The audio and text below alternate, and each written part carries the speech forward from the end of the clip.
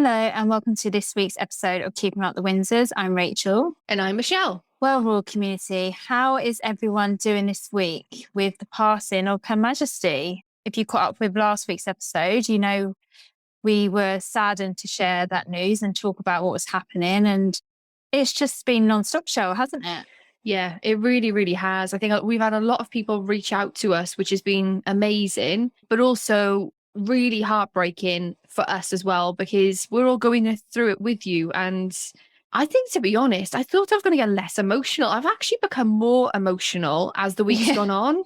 Is that just me? No, I've been totally the same. I just want to give a personal thank you to everyone that has reached out to me, because if you listened to last week's episode, you know that before the Queen passed away, I lost my own nan on Monday. And obviously people that have listened to the podcast were reaching out over on Instagram. And from the bottom of my heart, I just wanted to say thank you to the people that were saying, I'm thinking of you, I'm praying for you, I'm praying for your family. It just means the world to me. You know, we've built this little community here and it's just getting bigger and more people are joining and it's absolutely fabulous. And I just love it. Yeah. And I said, didn't I, in last week's episode that, you know, we will all rally around you and help you through this.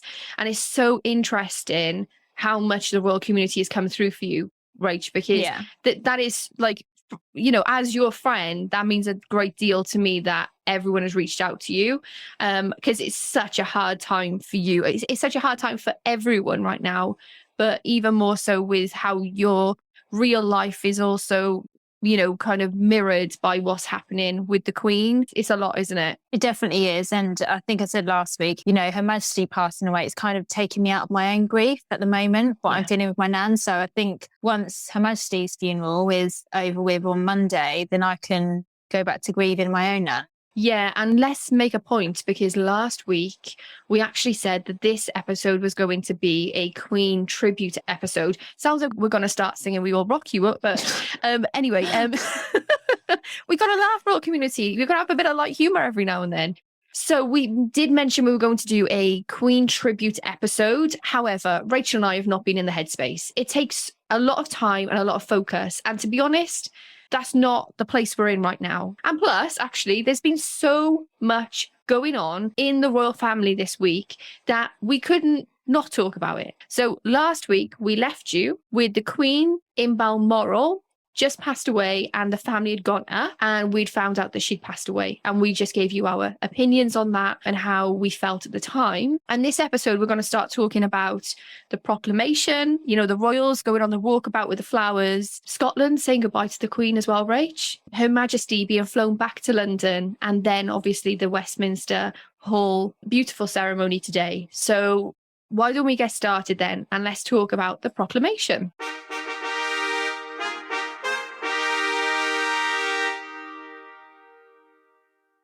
Yeah, so Shell, the proclamation, amazing, because this is the first time that it's been televised. So we're now privy to what's happened for over nearly 1,000 years. Yeah, it felt so historic and special. But also I thought, oh, was that it? I just thought it was going to be longer.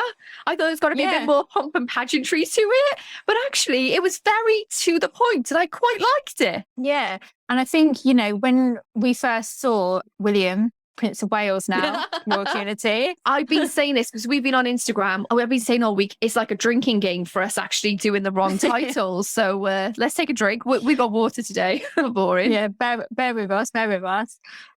So we saw William and our new Queen Consort, Camilla. And at that point, Charles wasn't there, was he? Which I thought, oh, okay. But the bit that got me was Penny Mordaunt was presiding over the proceedings. And she actually said for the first time out loud, officially, that the Queen had passed away. And that really got to me. And I was just looking at William and I felt really gut-wrenchingly sorry for him, because he's standing there in front of hundreds of people in that tiny room. And it's being read out that his grandmother has passed away. And I just really, really felt for him at that point. I do not know how the royal family, every single one of them, is doing this right now. Oh, don't. I got no words. Yeah. The other thing about the proclamation is this is the first time that we've seen Camilla sign Camilla R. Yeah, Charles did Charles R, didn't he? So the king did Charles R, and then the Queen Consort did Camilla are. Wow. Again, massive moment. Wow, massive moment. And then we had Pengate. Pengate! Oh, royal community, you couldn't make this up. So if you didn't watch the proclamation, we'll tell you a bit about Pengate. So they were taken into this other room, and then the King and the Prince of Wales and the Queen Consort comes out, and Charles gives his declaration to the people. We found out that the Queen's funeral will be a public bank holiday, so everybody's able to watch that, which is absolutely fantastic. And then obviously they have to do signing of the official documents. And there was a little pen pot on the side. And this was actually a gift from William and Harry to their dad, which I thought was actually a really nice touch, as if to say, you know, welcome to the new job as such. Yeah. But then he was trying to obviously like move things around. And he did that, you know, when someone's like, hurry up, sort of moving his hand around. It was so funny. It was so funny. And you could tell he was a bit frustrated. I mean, I got the sweats watching him, to be honest. I was like, Well, what is happening? You said in our live that he was reading some of the declaration. He kept going back because he was like, where am I in this? Yeah, so Penny Maunder was reading out some of the declarations, and there was quite a few pages to go through, and Charles the King had his programme, and he was reading along because he had to say, what did he say? I agree? Yeah. So basically, she was saying, do you agree to like a bank holiday or whatever? And then he has to say, I agree. She's reading off these declarations, and he has Oh, Shell, sorry, can I just interrupt? It's actually proclamations. So Charles did the declaration, that's his declaration, and everything else is a proclamation. I love that you know this because I know squiddly dot about a proclamation. Okay.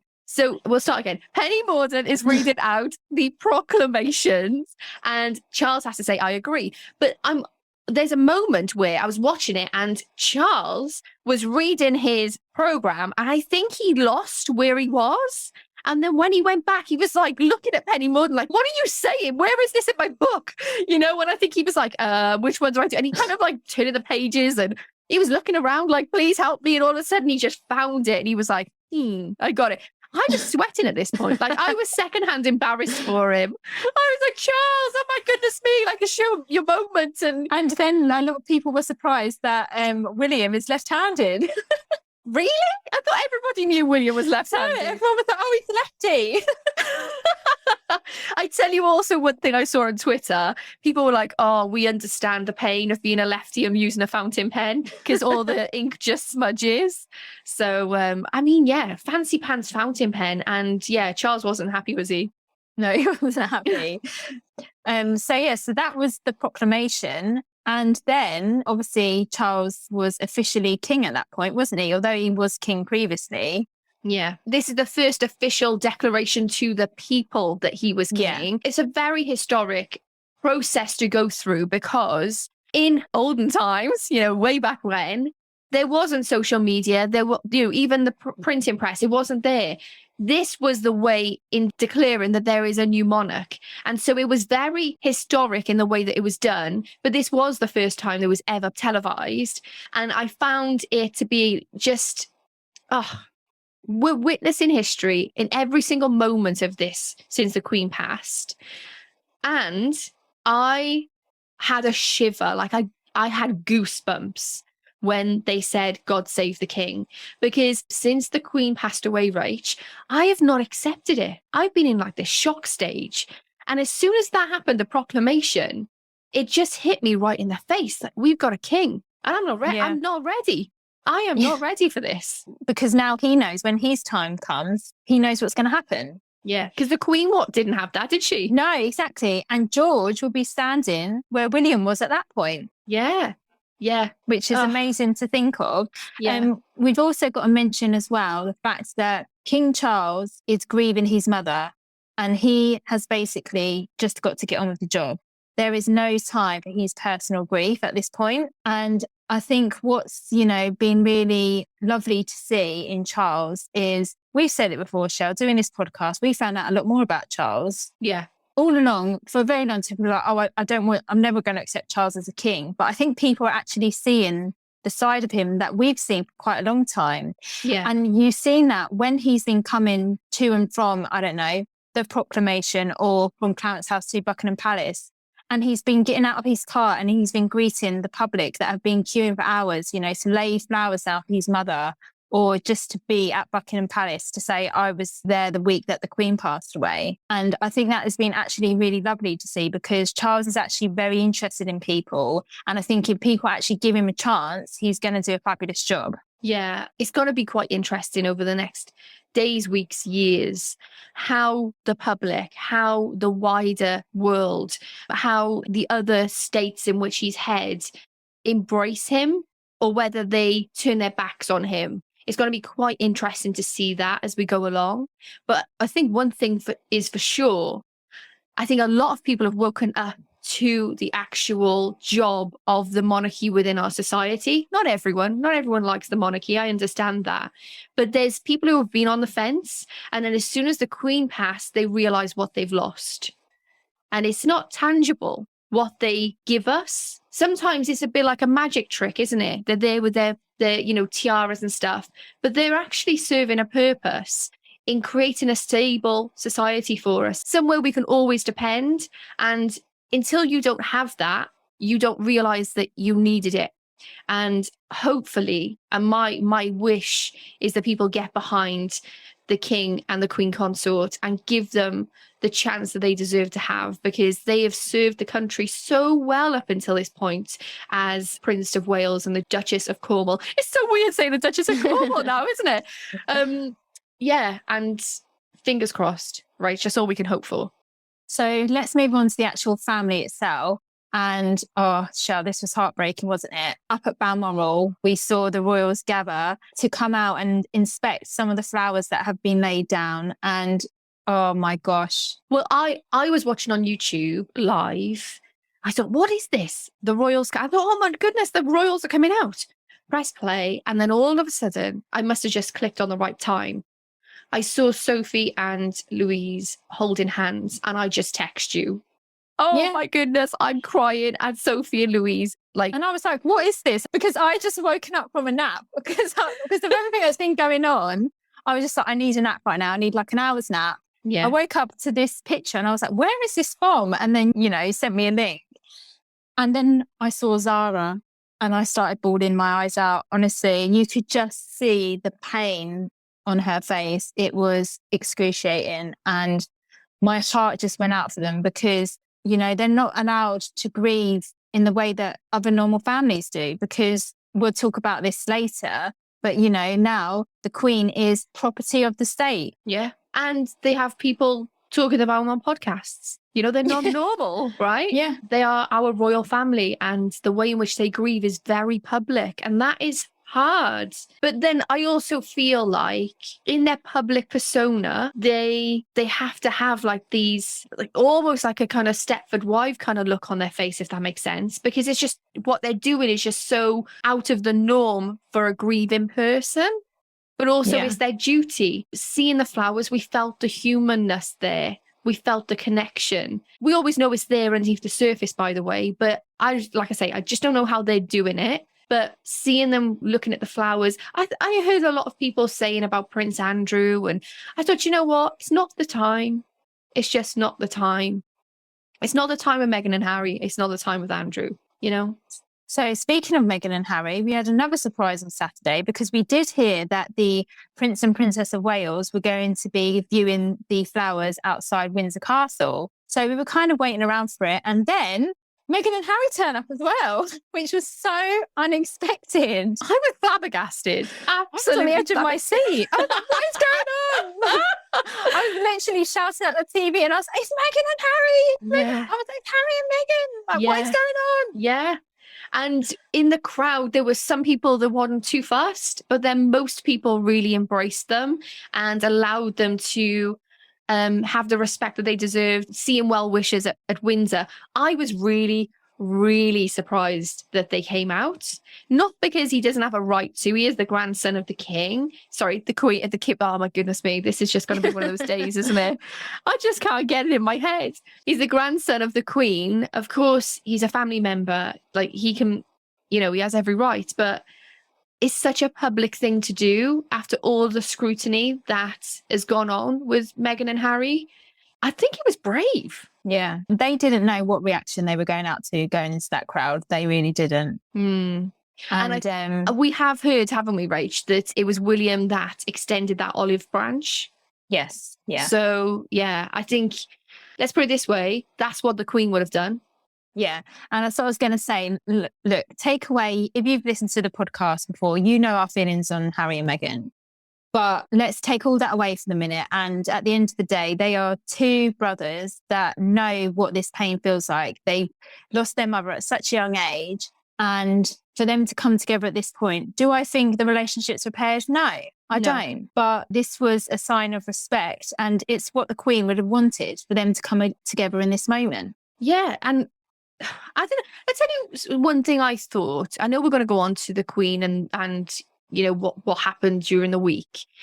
But I was a little bit upset that her coffin didn't make it to Windsor. I know it's going to go. No. Yeah. I know it's going to go back to Windsor, but like first. I know it just feels strange to say that, but just first. Yeah, I kind of understand that, but I guess they need to get into London as soon as possible for people waiting for lying in state. Yeah, and I've heard a lot of people say it should have been like, she should have toured around the country as such.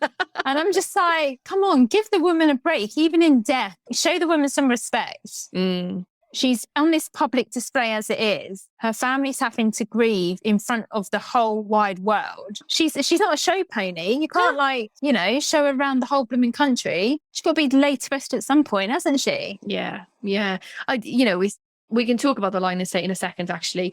Let's move on then, because we had a massive, massive outpouring of love from the Scottish people in celebrating the Queen's life and then saying goodbye to her. What did it start off with, Rach? Because obviously she was in Balmoral, and then where did she go from there?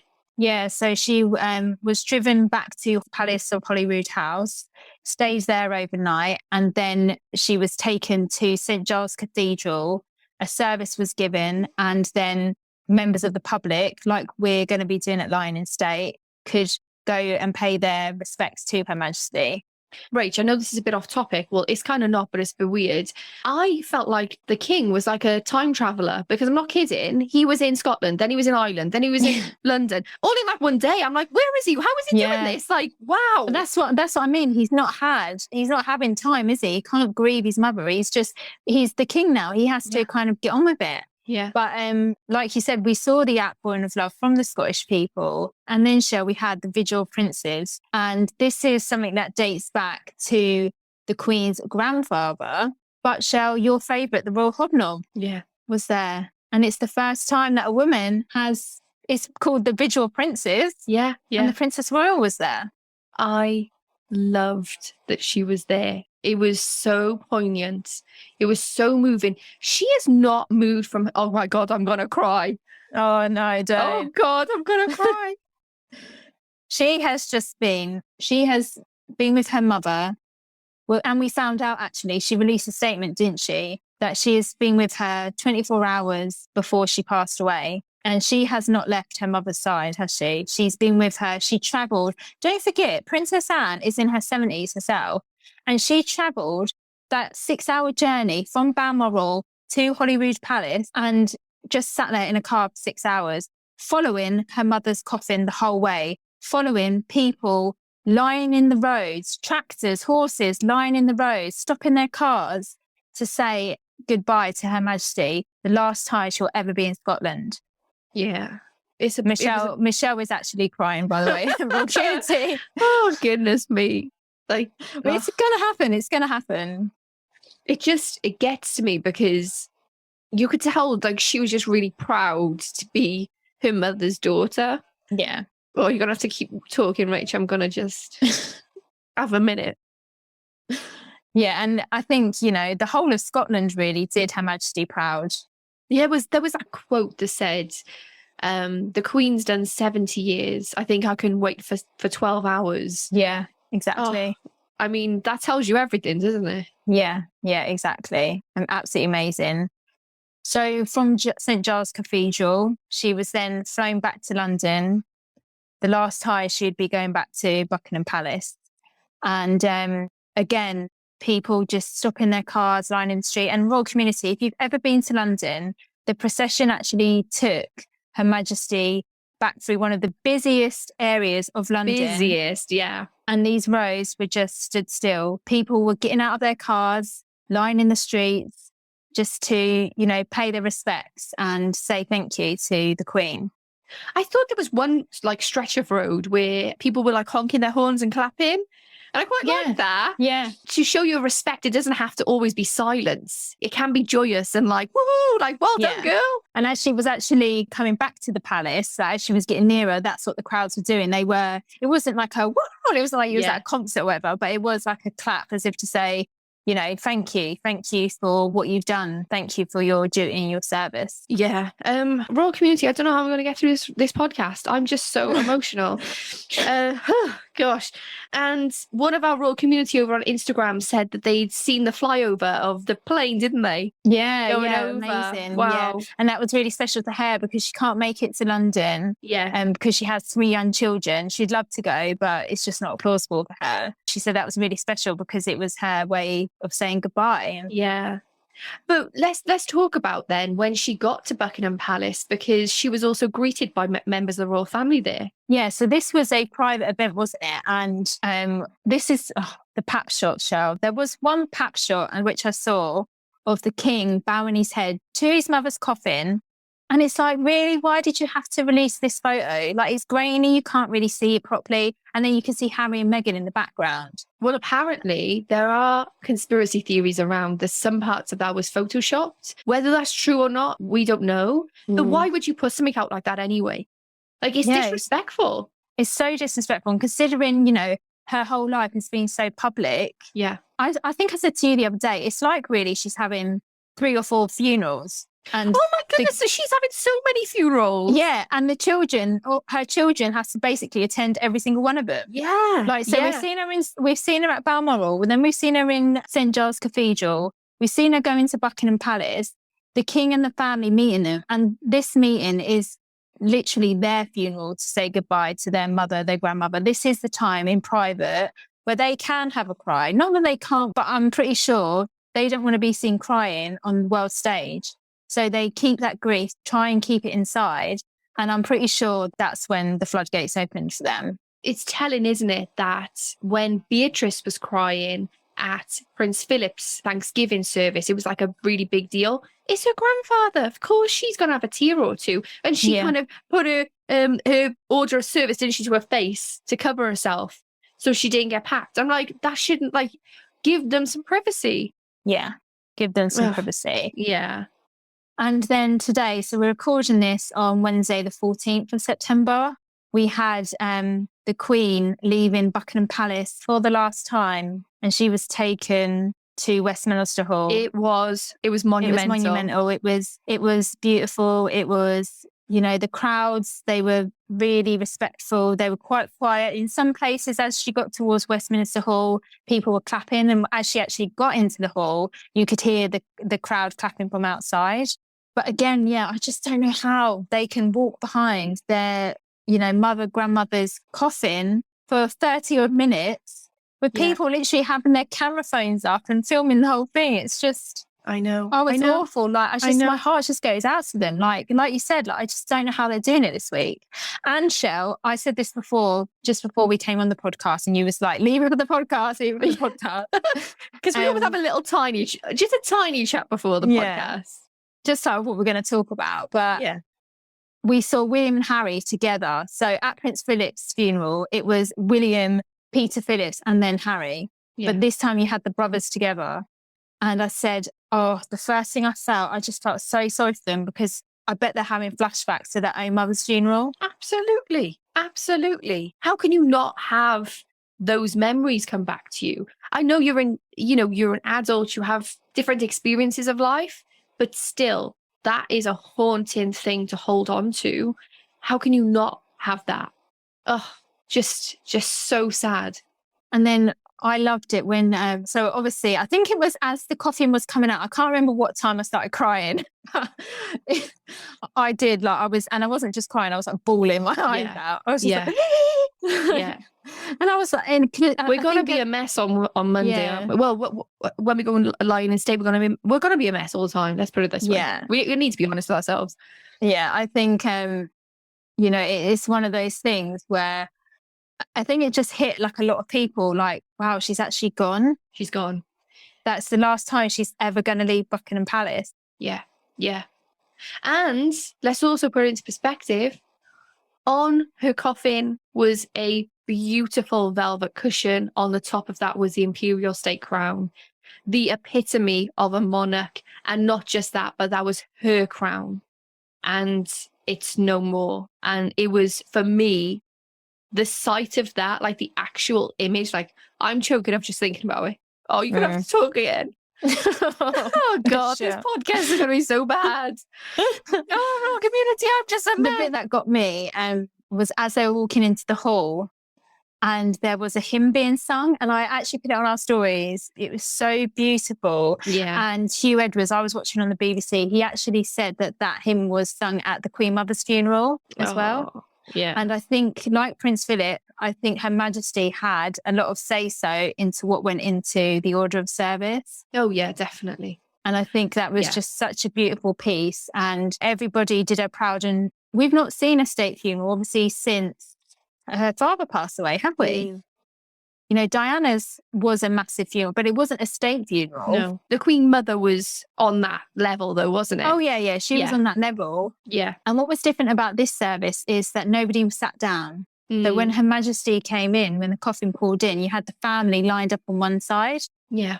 And this is the first time that we had seen the Duke of Gloucester, Duke of Kent, Prince Michael of Kent, because let's not forget, they're her cousins. She grew up with them. Princess Alexandra, all the extended family. And then obviously we had Catherine and Meghan behind Charles and Camilla and the rest of the family. It was just, wow. Honestly, I just thought it was so beautiful. And it only went on for about 20 minutes because let's not forget, I'm not sure how long the funeral is going to be. Yeah. These are like pre-funeral ceremonies, aren't they? Yeah. And then the big one's going to be on Monday. A few points to make for me. When the coffin came out of Buckingham Palace, the tolls of Big Ben. Oh, and the cannons. Yes, I got so choked. That's what started me off. And then, if you've gone to any royal events, you will know the King's Troop, Royal Horse Auxiliary is like a major part of any event. The fact that they were there and the coffin was being drawn by that troop for me was just really symbolic. I think we need to say like a massive, like, well done, congratulations. You did Your Majesty proud to the Royal Horse Auxiliary and also the Grenadier Guards. Exemplary. From the royal family to the armed forces to the police officers to all of the people who have this public service duty, just exemplary. Absolutely amazing. And can you imagine the Grenadier Guards that were, carrying Her Majesty into the hall? You could just tell when I was looking at their faces that they were quite emotional. And that was a moment for me because I just thought, you've got this massive responsibility. And this is something that you're never, ever... I'm choking up now. I know, don't start. You're never, ever going to forget. Oh, royal community, what's going on with us? Oh, well, our Queen's died, Rage, so I think we're okay. We're all right. It's a difficult conversation to have because it's so symbolic to see her coffin, to see the crown on it. It's a minute. It took me a lot of emotions to get through that. I watched it in bed and I kind of like put my quilt around me and I just like kind of snuggled in because I just wanted to feel some comfort because I know I'm emotional. I cry at lots of things, but I just didn't realize I was going to cry so much about this, but I definitely have had a lot of grief connected to my grandmother because I think somebody said, didn't they, on an Instagram live, she's like the granny of the of the world. I'm like, yeah. And I think you get this with any death. It doesn't have to be a really symbolic, important person or figurehead that we all know. But with any death, it allows you to reevaluate your life. It also allows you to live in a grander, bigger way than you ever have, because you know the time is finite. Even though I thought the Queen had some kind of philosopher's stone from Nicholas Flamel, I thought she was going to live forever, you know? Oh, it was a lot. And I tell you what, Prince Charles and Queen Consort Camilla. The king. Did I say Prince Charles? Yeah. Oh my goodness me. King Charles and the Queen Camilla. We have to call her the Queen Camilla. The Queen Camilla.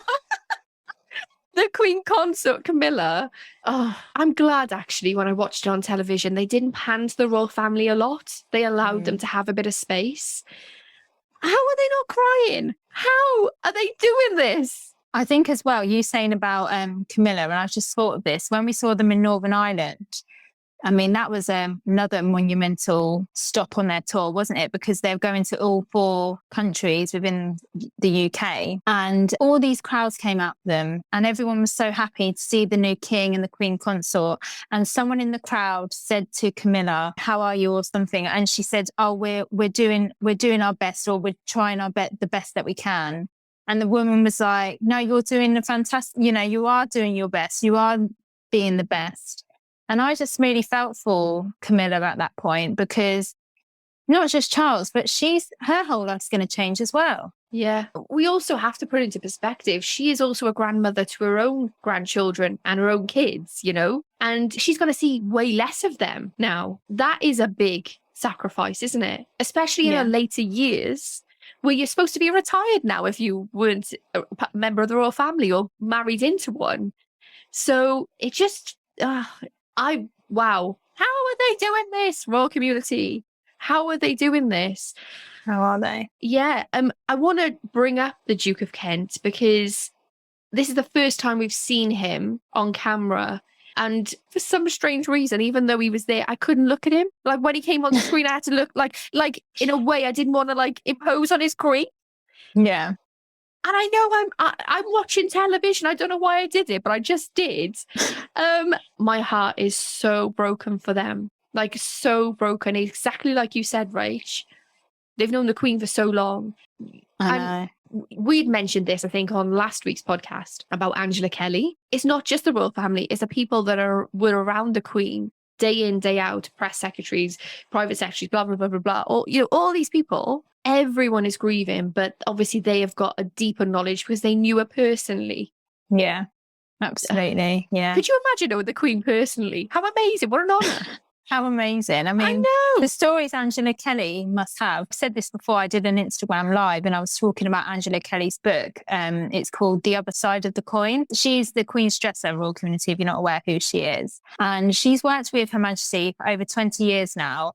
But she's also become a friend to Her Majesty. So not has she lost her employer, she's lost a friend as well, hasn't she? Rach, have you seen this? That there's been people being sacked in Charles's department? Yes. So what is happening there? As I'm watching BBC, what's really interesting... The good old BBC. The good old BBC, as you do. What's really interesting, because this actually came up in one of our questions that I answered on Instagram. And someone said about Charles's staff being sacked. And there was, I can't remember his name. If I can remember it, we'll put it in the show notes. But I know he has an Instagram account and his Twitter account is called The Royal Butler, because he was a butler to the then Prince Charles. Right. And he said, in our contracts, we work for the Prince of Wales. And it's actually stipulated in the contract that if, for instance, the Prince of Wales is no longer the Prince of Wales and he is elevated to king, their contract is actually null and void, because they don't have a contract with the king. It's with the Prince of Wales. Yeah. So although William is now the Prince of Wales, he has his own staff. Yeah. We don't know what's going on. But what he did say is that they will be trying every way to move those staff members to other royal households. Yeah. And also, you never know, they might be elevated to join the king's, part of the king's entourage is probably the wrong word, but you know what I mean? His staff. I think we actually spoke about this last week. And if we didn't, it was on the Instagram that we did. As you can tell, royal community, we did a lot of Instagram in this week. So, for instance, one of the things that we were thinking about was what's going to happen to Clarence Howell's social media? Or is the King and Queen Consort going to take over the royal family Instagram and Twitter? Well, that has been the case now. It actually said that basically Clarence House would no longer be in use. So you've got the people that worked for the social media teams, and they're out of a job because the royal family's already got that sort of social media team in place. Although I have to say, I don't know whether you agree with me, Rach, but the royal family socials at the moment are amazing. Yeah, they've really been on it. They really have. And I think they know that they need to be, because people are, going onto their website daily to check. I mean, I've been doing it. Yeah. We've been having questions like, what's the procession for the funeral? And all of this information you can actually find on the royal family website. So that's an interesting point, isn't it? Because we've always mentioned that YouTube is a great way of creating revenue for their charities. So why not use YouTube to monetize it in a way that gives back? So yeah, happy about that, because we think that the social media is being very underutilized, and I'm just really happy that it is being utilized. We're now moving on to the subject of the Queen, because she's now going to be lying in state from Wednesday until 6:30 on Monday before the funeral. So this is the time where you can queue up and you can walk past and pay your respects to Her Majesty. Royal community, Rachel and I are going to go. We are going to go to London. We're going to queue for, they're predicting 30 hours, aren't they? Yeah. If we have to queue overnight, if we have to queue in the rain, the snow, the sun, it doesn't matter. I'm going to be there until I say thank you. Yeah. We had this conversation, didn't we, Rach? I think it was yesterday. What are we going to do when we get there? We're going to bow. We're going to curtsy. We're going to just bawl out crying. Like, and then Rachel said to me, she was like, the BBC has got like a 24-hour camera pointed. I was like, they're going to see me curtsy? I can't believe it. I said, I'm going to do the deepest curtsy they've ever seen. I mean, not as deep as Anne's, but I'm sure it's going to be pretty deep. I mean, Meghan did a really good curtsy today. Did you see that? Yeah, I've only just seen a picture of it. I didn't see it live because I think we watched different streams, didn't we? Yeah. I didn't actually, the bit I was watching didn't show as the royal family were leaving. They basically went up to the coffin and they curtsied, or they bowed in front of it. But on the feed I was watching on the BBC, it didn't show that. What is excellent about watching it on TV, like for instance BBC? We're not sponsored by BBC, by the way. We just mention them a lot. It's just because for me, it's the one that's got continuous coverage, and I really like the presenters. Like, the presenters know their stuff. Hugh Edwards, we spoke about him the other week. He deserves a knighthood in itself, the services to the monarchy, don't he? He does. He absolutely does. Maybe we can put one in for him, Rach. Rachel thought he was Scottish the other week. I said, no, he's Welsh.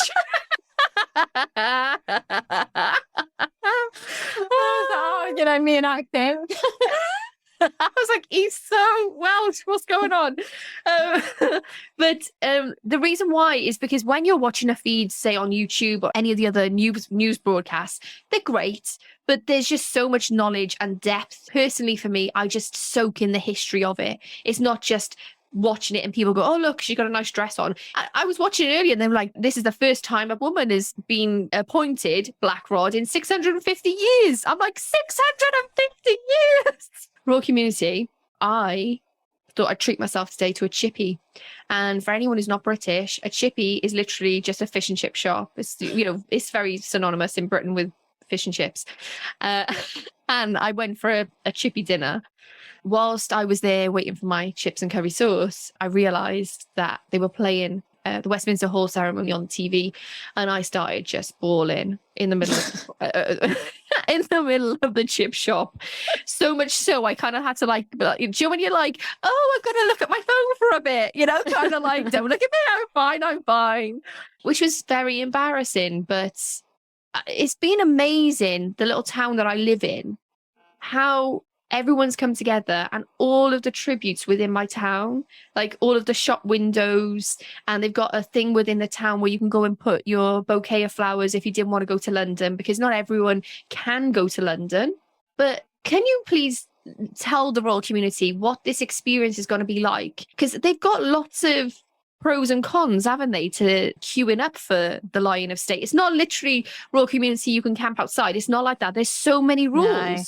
Yeah, so the line is continuously moving. Even if you're moving a little bit, you're going to be moving. So they've said, don't bring camp chairs because you're not going to have time to sit down. Yeah. And you'll be given a wristband so that, say, for instance, if we are queuing for 15, 20 odd hours, you'll be able to come out of that queue have like a toilet break or go and get some food, and then you'll be able to come back. So they basically know that you're not pushing back into the queue. Yeah. They've said bring snacks, bring drinks. They'll have toilets along the way. They will have places for you to eat, but obviously depending on what part of the route that you're on. No photography, no video is allowed in Westminster Hall. Mm-hmm. Why would anyone want to do that anyway? I know, but so I think disrespectful. But I think it's one of those things, Show. We was at Buckingham Palace the other day. People were taking selfies and that, weren't they? Yeah, but this is a very private moment. I mean, it's got to be shown on whichever live stream. It's got to be happening wherever they are. Which I can't believe it. To be honest, that's a really private moment for the citizens and their monarch. Like, give us a break. Yeah. Because knowing me, they're going to be like, oh, look at that girl over there. She's crying her bloody eyes out. And I'm like, do you know what you're saying that? I was on TikTok the other day, and in Scotland, when the vigil was on, there was this man that they panned to, and he looks at the coffin and then he starts crying. And then there was loads of people in the comments who were like, oh, I just want to hug him. And it was just so like, it was heartbreaking. Yeah. But yeah, we don't know what reaction we're going to have, do we? We could be absolutely fine the whole time. We get in there and like you said, like we're a blubbering mess, or because you're not in there for very long, you basically see the coffin, you kind of like walk back around it and then you go out again. Yeah. So it's going to be an experience, but I think it's something that we have to do, not just because we love the Queen, which we do, but it's part of history. It's history, isn't it? We are living history right now. Yeah, it's going to be quite interesting what that feeling is going to be like when we get there. And I think you're right. We will not even know. We can imagine what we're going to react, like how it's going to be.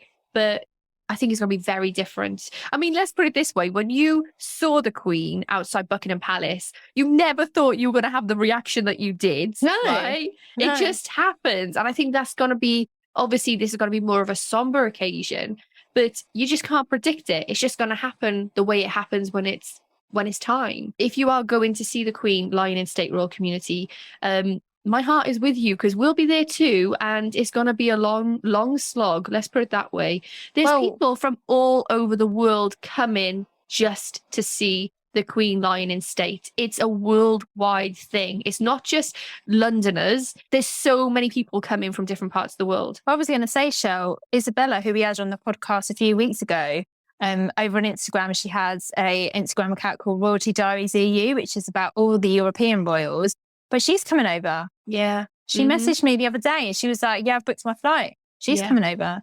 We have to meet up with her and give her a cuddle. We just have to. Depends what day we can get there, Shell. We haven't decided at the moment, as you're listening to this royal community, what day we're going to go, because we're basically going to see what the queue is like today and tomorrow and then make our decision on Friday. It's either going to be Friday or Saturday that we go.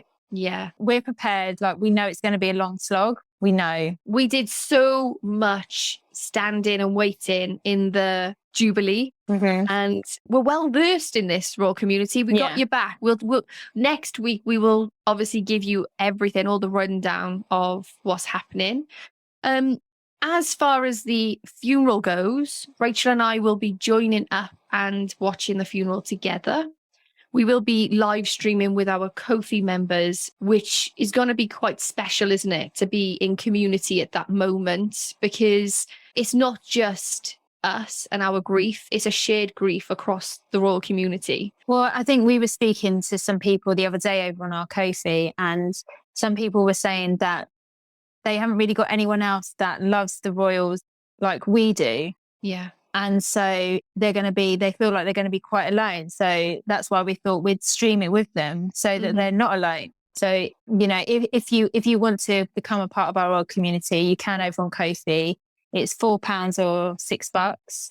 No pressure to, you don't have to, but it's there if you want to. Yeah. And, you just being here and listening is enough. But if you want to do that and have that experience, then we will be there for you. How much information we're actually going to say during this? It might just be silence. Who knows? It might just be us crying all the time on a Zoom call. But this is something that everyone will say, where were you? What did you do? And yeah, I just can't, I'm still in shock. I think I'm going to say this for like a year. And do you know what? I thought this earlier, Rachel, you sent me a TikTok about Charles with another pen gate, right? When the ink went everywhere and he was like, bloody pens or whatever he said. What's he saying? Did he say bloody pens? Stinking. Yeah. And he said stinking pens or whatever it was. And do you know what? I really related to that. That isn't the king having a hissy fit. That's the king grieving and going through a little bit of anger that's popped up because he's had to do things in these tasks that might be really painful at the time. He's grieving. It's the last thing he wants to do is have a pen leak on him, you know? Yeah. And I think a lot of people are like, oh, like, maybe Charles is going to be quite a cruel, maybe not cruel, but, you know, like, he seems a bit of a, I want to use the word diva, like in Archetypes with Meghan, but I don't think that is the case. I think he's grieving and you have these bubbles of anger that pop to the surface. And he's right to have any emotion he can. Obviously, he still has to say sorry for how he's reacted. But, you know, I don't blame him for those things. I think in 6 months' time, if he was still having a little hissy fit every now and then, I'd say, right, okay, Charles, calm down. But wow, the amount of things the Queen and the King are going through at the moment, I can't even imagine being them. Like, how much sleep are they getting? 2 hours a day? Like, what is happening? And royal community, they're in their 70s. Like, we keep saying this, but they're in their 70s. Yeah. Like, someone gives them a break. I feel like maybe after the funeral, he just needs to take a personal day, but he can't, can he? Because he's the king. Like, it's no stopping now. Rach, I got a question for you. Do you think Balmoral is now a bit more like a tainted place for them? Because that's a place of pain. The Queen passed away there. Or do you think it's going to hold more fond memories for them? I feel it's going to hold fond memories because it was a place growing up they always used to go to in the summer. You know, it's been said over this past week that it was the place where the Queen could leave her crown at the gate, so to say, and she could just be a wife and a mother. Obviously, she still had her duties to perform every single day. She still had her red boxes to go through. But that was, you know, one of the places that she was most happy at because the little town of Ballater, as she was coming through, there were so many people because the people of Ballater was like, she's our neighbour. Yes, she is our queen, but we've known her and her family for years. Yeah. I mean, wasn't it Queen Victoria and Prince Albert that actually bought Balmoral? Yeah. That's what they bought, It's been there for hundreds of years within the royal family. But the one thing I would say is, do you know when we had that statement from Buckingham Palace about the Queen's health? Lots of residents turned up at Balmoral and they just looked, it's like, I'm here because I want to see whether she's okay. And then they left. They were just so respectful of the Queen's privacy. You could see why she loved Scotland. Yeah, absolutely. Absolutely. Yeah. And I think a lot of people were saying that maybe she knew the time was coming. Yeah.